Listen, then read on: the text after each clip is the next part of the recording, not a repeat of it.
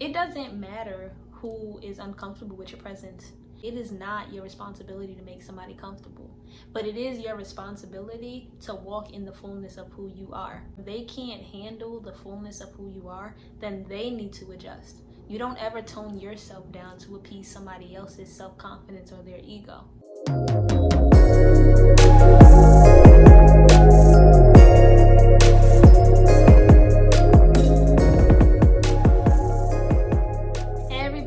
Welcome back to In Her Beauty. If you guys don't know me, I am Naya. Before we go ahead and continue, I just want to say if you haven't done so, go ahead and subscribe. Go ahead and follow us on Instagram so that way you can stay in contact with everything that we are doing and I can just hear from you as well. I am so excited to go ahead and introduce this new segment that I want to implement onto the channel that will actually be me just sharing some of the books that I felt were game changers for me in terms of my growth and my development and just helping me along the way of my journey of just figuring myself out, finding my purpose, and just understanding myself. So the first book that I actually want to start with today is the first book that I actually read when I decided to take my growth seriously about 2 years ago. It's called More Than Enough by Elaine Welteroth, and there are just so many gems in this book, so many that I can't even cover in here, but I'm definitely going to touch on my favorite ones, and I'm just excited. So let's get into it. Number 1, keep fighting and exploring all it is that you're capable of. Apply to the job that nobody feels you're qualified for. Leave that small town. Be okay with people thinking that you're crazy because you see a vision that most can't comprehend. She says, when your dreams are bigger than the places you find yourself in, sometimes you need to seek out your own reminders that there is more, and there's always more waiting for you on the other side of fear. Sometimes I do think that what happens in certain situations is that so much stress is compressing you, so much, like there's just so much going on that you feel like you're being buried. You feel like you're being put into a bubble. You feel like the window of opportunity is just closing around you and you don't have any options to get out. And then that's how I feel like one of two things happen. Like you can either become complacent and just accept that there's not more out there, or you get the will to fight, you get the will to dig, you get the will to find something else. Like you refuse to accept that this is just what it is. And I did that at times. I used to have a very half full mentality that life was just happening to me. I was just always taking on this victim mentality that I can't do more because this door closed in my face. I can't take this route now because that road is flooded. And that's not the case. A lot of times that's fear driven. As soon as you remove the fear from it, as soon as you remove the thought that there's actually something blocking you, it's so crazy how much is actually available to you, because it really does start in your mind. Number 2, take up space, all of it.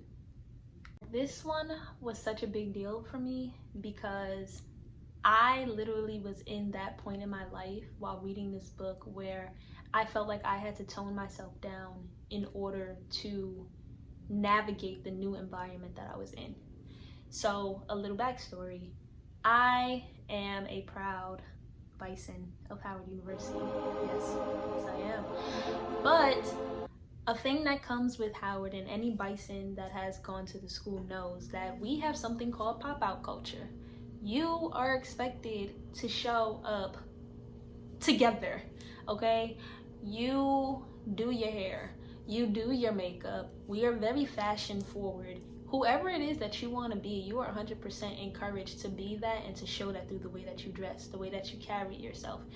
So that's not a thing that's like very common in other environments. So that's something that I 100% loved about my HBCU, about the fact that I could come out on a Monday at 8:30 in the morning in stilettos and I'm not gonna get judged for it. I could be in a dress in the middle of the cafeteria and I'm not gonna get judged for it. People very much will do the same thing. Like you will see a girl in a prom dress probably walking on the yard and you like, yeah, it's cool, like she about to go to math class, you know? Like I just love it. I love it so much. But I actually ended up starting a new school where the environment was completely different. I remember that I had a hard time transitioning because I got laughed at and actually approached for showing up to class in a blouse, jeans, and a heel, or coming to class with my makeup done, coming to class with curls in my hair. So because I was getting the side eye, I honestly toned myself down because I wasn't in a place where I was actually confident enough to just be like, I'm here, I'm taking up space, and that's just what I'm gonna do. But instead, I chose to tone myself down. And reading the book just provided so much comfort because I didn't realize that other people actually struggled with stuff like that. The book really reinforced to me that you don't ever tone yourself down to appease somebody else's self-confidence or their ego. And Elaine gave me permission to do that. And it really was after reading that book that I actually made a vow to myself. And I'm like, hey, when I go out now, if I want to get dressed, I'm going to get dressed. I don't care if I'm going to the supermarket. I don't care if I'm just walking down Broad Street. I don't care what I'm doing. At the end of the day, if I choose that I decide that I want to wear stilettos today, or if I want to go out with a full face, I'm not going to feel uncomfortable about doing so because it's not the norm of where I'm at. I'm not going to tone down the way I dress at work because everybody else chooses to wear black and gray every day. I'm just not going to do it. Whatever it is that appeases me and whatever it is that's true to me, that's what I'm going to do because it makes me happy and I'm not hurting anybody by choosing to do so. She says, when you occupy space in systems that weren't built for you, your authenticity is your activism. Can we all just marinate on that for a minute? Like, Number 3, learn to be in the present. Learn to just be present. This is something that I personally always struggle with, so I always have to come back to this chapter. I'm very destination based. I will be happy when. I will be successful when. In order for me to feel peace, I have to get to this point. In order for me to enjoy success, I have to get to this point. I get so focused on the next, that I forget to even stop and just have fun in the present. Where I am right now, I always dreamt of being. And I think that's something that we all just need to learn to acknowledge. It's okay to celebrate where you are now, even though it's not your end destination, your end goal. The fact that you're even making steps to get there, that's a celebration in itself. So I do want to read something to you guys, which is actually the conclusion. But I love how the conclusion is actually titled Just the Beginning. So she says, our lives are a series of dreams realized. We don't say that enough. Instead, we repeatedly ask children, what do you want to be when you grow up? As if one answer, one dream, one career path can define you throughout your whole life.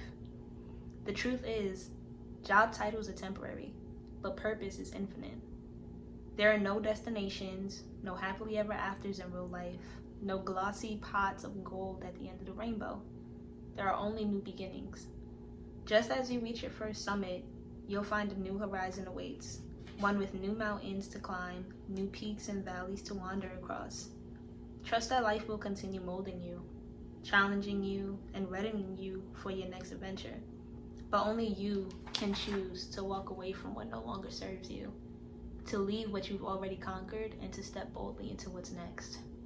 When you find yourself existing in the space between dreams realized, part of you will feel too big for where you are, while other parts of you will feel too small for where you're going. Go anyway.